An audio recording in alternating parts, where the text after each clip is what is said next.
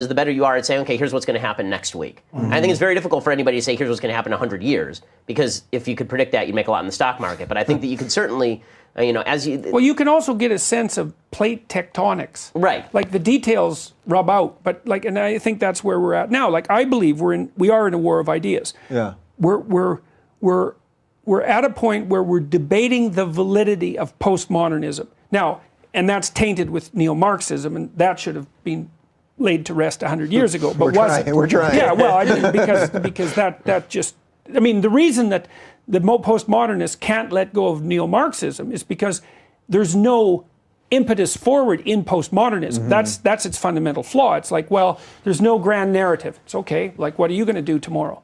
Well, I don't know, because everything's the same as everything else. It's like, well, you cannot live that way. It's impossible to live that way. Mm-hmm. Well, we'll just sneak some Marxism in the back door. It's like, well, that's prima facie evidence, in my estimation, that your philosophy is pragmatically lacking. Mm-hmm. Even though you can make a perfectly coherent case for it, it's like you can't live it out. You just can't do it. Mm-hmm. So you have to sneak in this pathological Marxism in the back door.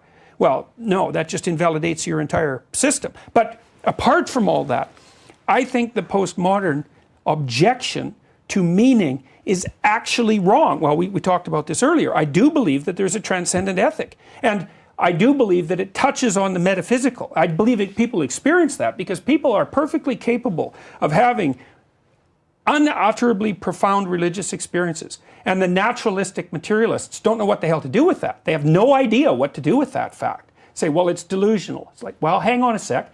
People who have those experiences appear to be more successful and healthier. Mm-hmm. It's like, so exactly in what manner is that delusional? And if you induce it in the lab with psilocybin, for example, among people who are dying of cancer, their fear of death goes away. It's like, you're going to just lay that out there as delusional, or they'll quit smoking. 85% success rate with one mystical experience on psilocybin produces 85% cessation rate in smoking. Yeah. It's completely, and with MDMA, ecstasy, mm-hmm. the 3 treatments with MDMA, that's what the current research indicates, produces a 72% cure rate for intractable post-traumatic stress disorder. Mm. It's like, those are miracle cures, and they have to be accompanied by the mystical experience. No one knows how to account for that. And so there is a transcendent ethic. So it's a very physical thing. I mean, in a case like that, you talk about ayahuasca or any of these things, right? You're eating something, you're ingesting something, smoking it, whatever it is. It's physical, it's here and now, but the experience is metaphysical. Sure, that's a place where the biological and the transcendent touch, and we don't know what to make of that. Yeah. Well, that's why psychedelics threw our whole culture into such a flip this upside down. No one knew what to do with them. I mean, the Indians regarded psilocybin as food of the gods for a reason. And when people have encountered psychedelic substances throughout human history, that's always how they've been characterized. Yeah. It's right, food of the gods. It's like, beware of them. But they open the door to the transcendent. And, well, I think the evidence that they are doing something, that psychedelic substances are doing something that we seriously don't understand at all, not a bit, is overwhelming. Rick Strassman wrote a book on his experiences giving DMT to a whole bunch of people he was in Austin, I think. And Strassman's a pretty straight scientist. He was interested in measuring psychophysiological responses to the drugs. Well, he'd give people DMT, and they all came back with the same story. I was blasted out of my consciousness.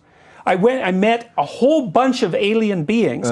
They were really surprised I was there, and then I came back, and it was the most real thing that's ever happened to me. And Strassman would say, well, you had a Jungian archetypal experience, or it was a dream, and they'd say, you don't understand. Yeah. And he got so distraught because of these continual reports that he had to stop doing the research. Yeah, and I'm not making a claim for anything metaphysical here, but I'm definitely pointing out that there are undeniable realms of human experience that involve religious experience and a sense of the infinite transcendent that look like they're healthy and that you cannot deny. Yeah. Well, so what are you supposed to do with that? You You put it in a box and you say, well, we're not going to pay attention to it. It's like, that's not going to work. Yeah, that's not going to work. And I've done a lot of those things that you just mentioned and virtually always had good experiences on them. Now, as someone that I'm pretty sure has never smoked weed, no, I've never you haven't done eaten drugs, mushrooms, you haven't, you haven't done MDMA and all that stuff. I barely will take a drink, yeah. Yeah, I mean, I've done all of those things. I don't really do, well, I mean, I smoke some weed, but I haven't done ecstasy in years. And mushrooms I did do about a year ago. And I had a great day and I kind of wandered around and I thought, I felt some things happening. When I did them in college, I had a couple of those type of transcendent feeling. I was just part of something, whatever. But so when you hear all this, as someone that doesn't partake in any of this stuff, what do you make of that? That people can perhaps use some substances that you're not down with on a personal level to get to a place that I think you actually think is a good place. Yeah, I mean, I think the answer is that it depends on the level of expertise of the person using it is what I would suggest. The idea, like, I'm not against prescription medication. So if you're talking about, an actual program that's going to better somebody's life, that's one thing. But if it's somebody who's just, I want to have a religious experience, let me pop some LSD, then there's some serious downsides to drugs that I do wonder if it is necessary. Well, two things. One, in Judaism, and I keep reverting back to this because I know it's the religion I know, but there's two kind of schools of thought with regard to Judaism. One are called the Misnagdim. These are people who are sort of Enlightenment mentality, hard science folks, and they're Hasidim. And the Hasidim are the people who you see for like Chabad. They have the big beards and they have the payas, and they like to dance and they drink on Purim and all this. And they're wonderful people. And they do great outreach specifically because they're so spiritual. And I tend to be more of a Snagid than a Chassid, meaning that I try to get to see you dance. Oh, it's not pretty. But I try to get to spirituality through reason as opposed to through experience, simply because I think that, I know people who have had religious experience and it's really changed them. I think there are also a lot of people who have religious experience and it lasts for a given amount of time and then they're done with the religious experience and they just go back to doing whatever they're doing, right? I mean, this is what you were doing in college. So I think that if you're looking for that as a gateway out of whatever it is that is troubling you in terms of a lack of purpose, like a permanent solution, maybe that works for a small number of people, but I highly doubt that most people can find a level of purpose necessary to drive the entirety of the rest of their lives outside of a framework of conscious will moving them in the direction of doing the right thing. Jung told people, he talked about mescaline and LSD in the context of Huxley's introduction of those substances into the Western world. And he said two things in his inimitably wise manner. The first thing he said is, beware of unearned wisdom. It's like, yeah, man, that's great. And he also said, you have to be very careful about entering the realm of the gods because you end up with a responsibility that might be more crushing than you can tolerate. And it's the same kind of idea. And I thought, I've never read anyone who wrote wiser words about the dangers of psychedelic use than that. Because he didn't say, well, none of this is real. He said, it's more real than you want it to be. And so watch the hell out. And I think that's extremely good advice. And it is very difficult for people to integrate those experiences into their life. Although my experience with people has been, and I've seen this with lots of people, they've said that they've done mushrooms, for example, and had a mystical experience, and that provided them with a moral compass that they lacked before that never went away. And I've talked to many people who've had that experience. So, but I've also been in Amsterdam watching the 50-year-old punk rockers trip out on mushrooms and beer and go pound out some street kid, So there's the downside of transcendence is something that's not to be trifled with, and there's also the opportunity not to go to heaven but to go to hell. And that does happen to people, and that can induce post-traumatic stress disorder, essentially. So, beware of wandering in realms that you're not competent to wander in. That's my central take. And I think it's really good for you. Like, I think that what you're doing really works because you do kind of what I did with the biblical lectures, except you take it to an even greater extreme, I would say. You're so rational in your approach. Like, people know that you have a religious overview, let's say. But you don't use that. You use it less than I do, I would say. And I think it really works well for you. I think it's very effective. I mean, I think it's hard to force faith on people, and I think it's wrong to force faith on people. Well, it's probably also counterproductive. Exactly. And I'm not preaching that you have to agree with how I got to these values to say that these values are necessary for the civilization. I mean, this is essentially what I said to Sam when I was debating him, is he said, well, a lot of religious people, and he sort of suggested that I, think that atheists can't be moral people. And I said, I don't think that that's true at all. I mean, the point that I'm making is you have to get to these values to have a civilization.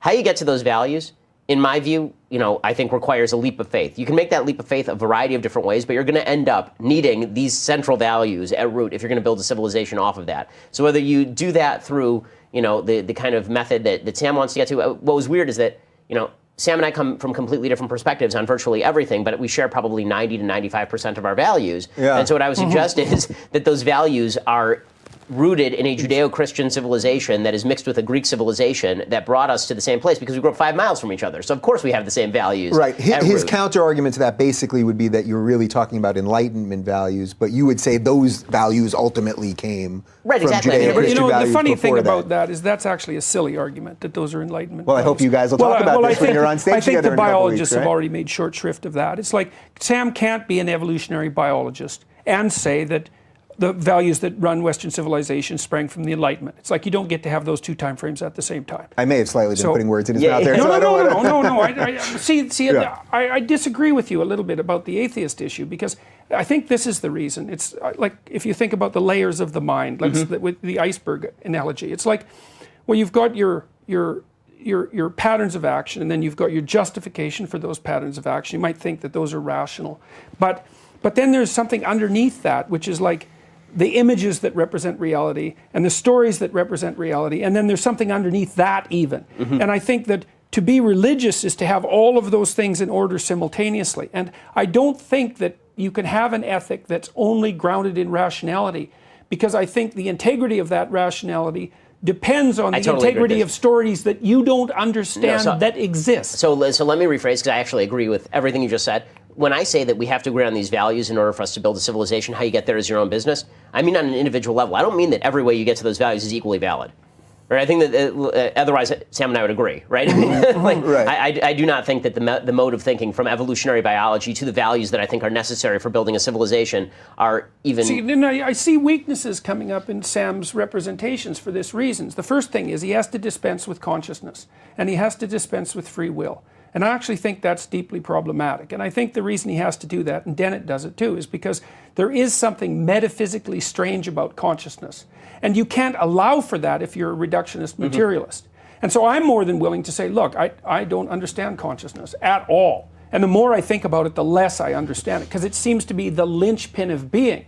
Without consciousness, there's no being. You could say, well, the material reality continues. It's like, well, maybe and maybe not, because we do not understand the relationship between time and space and consciousness. So it's not self-evident that what you're saying is true. It might be true, but even if it was true, well, exactly how does the universe that has no consciousness in it exist? Like, how do you parameterize it? Does it have a duration? Does it have a size? Does it have any qualities? Like, what is it? It's like a video game that no one's playing. Right. It's like, well, what is that exactly? Well, this is where we get to, back to that 3-hour conversation that you and Sam had as to the nature of truth and what exactly truth is. And one of the things that I don't want to, critique Sam's ideology without him here to defend himself. Although it's fun. It is definitely fun, but we'll have to have Sam in here to actually do that, because it'd be a lot of fun. But one of the things that I've always found weird is that he and I have precisely the same notion of an objective truth, but I don't understand where he's getting his from. Meaning that, I'm getting... Yeah, and I don't either. And he also stresses... Because if you base your viewpoint on materialist evolutionary biology, then what you would say is the truth is that which is most biologically successful, right? That's the claim I was making when I talked to Sam. Right, exactly, which is your claim, and also a claim that leads to religion, because biologically speaking, religious believers are more biologically successful than non-religious believers over the course of human history. Religious belief evolved. Right. That's the thing. Not only did religious belief evolve, clearly it evolved. It's one of the human universals. The capacity for religious experience evolved. Well, you might say, why? Well, maybe you could take the viewpoint that seems to be characteristic of Steven Pinker and say, well, it's a spandrel. It's just a side effect of something more substantial. And my objection to that is, define your spandrels first. Right, exactly. You don't get to define them post hoc, You don't get to You don't get to define away the side effects of the drug. Right. Exactly. That's exactly it. When people talk about drugs, very often what they'll do is they'll say, well, the drug is for a headache, but it has the side effect of causing you cancer. Right. It's like, well, no, the drug causes cancer. Yeah. Right? It's not a side effect. It's not a side, maybe the getting rid of the headache is the side effect. Every one of those prescription commercials, headache, diarrhea, nausea, thoughts of suicide, et cetera, but your cough, Michael.